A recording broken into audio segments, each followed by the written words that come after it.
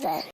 YouTube, thank you so much for tuning in. Today we are bringing you the Tesladin guide. This time we are going over PvE or PvM, whatever you want to call it, build, rather than the Uber killing build that we did yesterday. If you like these types of builds and guides, make sure you like and subscribe, and let's get right into it.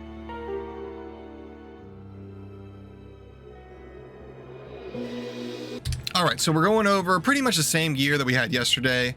The only difference being, and we'll go over it all. We might as well just go over it all again. But we are using Trang's gloves for faster cast rates, as well as the blood touch ring, which is just a faster cast rate, attack rating, life stolen per hit ring. And that 30% faster cast rate does hit a nice breakpoint for us, so we are a little bit more agile, a little bit able to reset that Merc when we need to, because we do need her to stay alive. We do use the dual dream setup in order to get that beautiful holy shock aura, and high lords for attack speed and +1 to skills, enigma to teleport, +2 to skills, grief instead of last wish. Grief is going to do a lot more damage, especially because it ignores defense for most mobs. And gore rider still, Ravenfrost, T-gods. We never went over the charms yesterday. They're all just resistance charms and attack rating charms. That's all they are.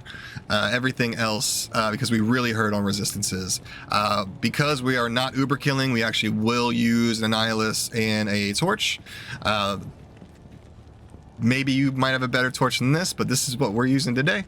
As far as points, we do want max block when we have our holy shield active. And just enough strength to wear pretty much Enigma, because once we get Enigma going, we have plenty of strength for everything else. As far as skill tree, same thing as before. It is max salvation, max resist lightning, because those are the holy shock synergies. We don't use holy shock because we always have it on because of the gear we're wearing. And then maxing zeal, the rest into sacrifice, but we do want to make sure we grab a holy shield. We do max conviction. You actually want this just to get to 25. But because we kind of split through both builds, we max it. But 25 is all you need in conviction. And lastly, the Merc. Let's take a look at her. Once again, Andy's Helm for attack speed plus skills, Chains of Honor for life leech and the huge resistances. Also, you get life leech from this. And Faith for the Fanaticism aura, which makes this whole build come together.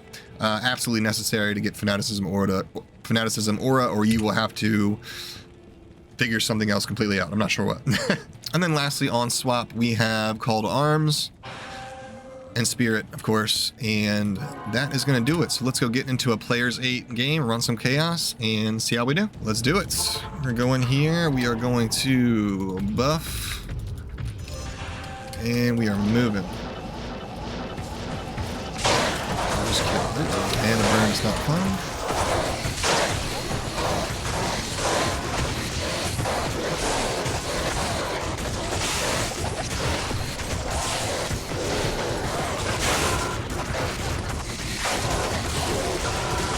To kill at least the boss groups.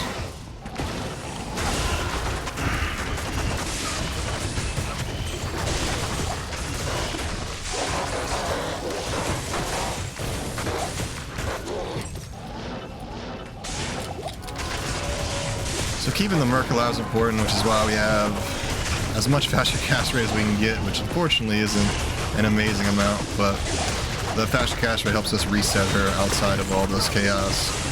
Literally chaos. And she leveled up, which is good. We need her to be alive or else we are slow, because we need that Fanaticism aura.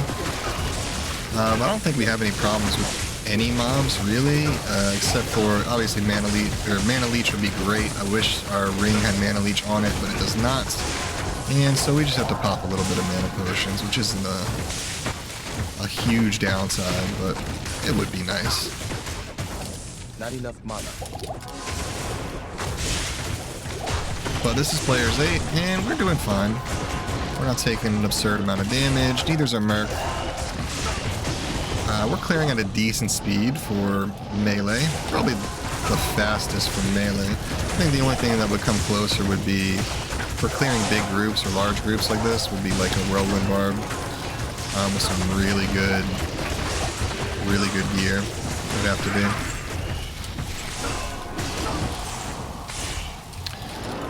Also, we can chase things down when they run away, which is nice. And with faster cast rate, we can do it at a much more comfortable speed.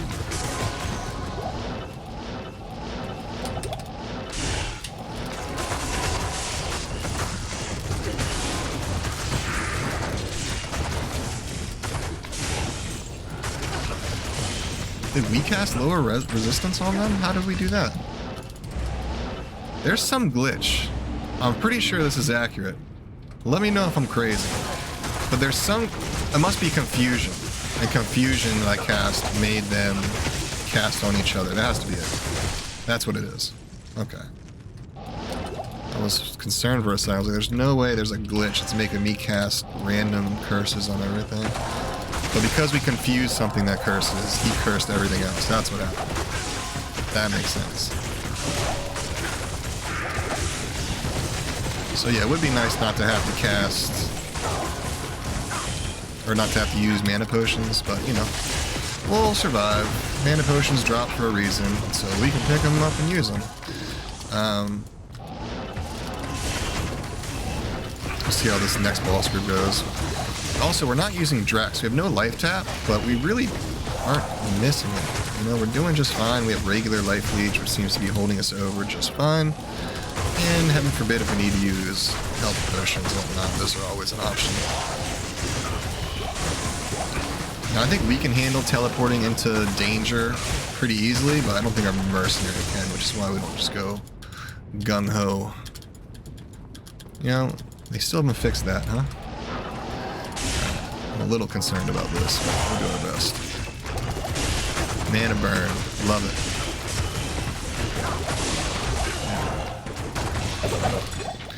I'll get some mana potions. Good enough. I need mana potion. Nice. And last little bit of groups here, and we should be on easy street. Now, is this faster than a lightning sword? Not really. A hammered in? Not really. Any caster? No, and that's disappointing that melee classes, even as expensive as this one is, can't quite outspeed, you know, casters on Players 8, you know what I mean? But it's still fun. Very fun. And, you know, we can pretty much do anything with it. We survive. And our only concern, really, is just keep the Merc alive. As long as we do that, we are chilling. These things have mana burn as well, I'm gonna lose my mind. Getting surrounded and having to zeal is not fun, but we can always teleport out because our faster hit recovery is very high, and so is our cast speed. Faster cast rate. So that went well. Our BO wore off in the middle of that, which probably was not helpful. But we're moving. Not even death can save you from me. And now we don't have Last Wish on. So we don't have Crushing Blow really. But with what little attack rating we have, we're able to get it done. Easy peasy. Not bad. And that's the build. Thank you so much for watching, everybody. If you like these types of videos and these builds, make sure you follow and subscribe. Or like and subscribe, I should say. Follow. Anyways, cut the video. It's over. It's done. GG's. Have a good night.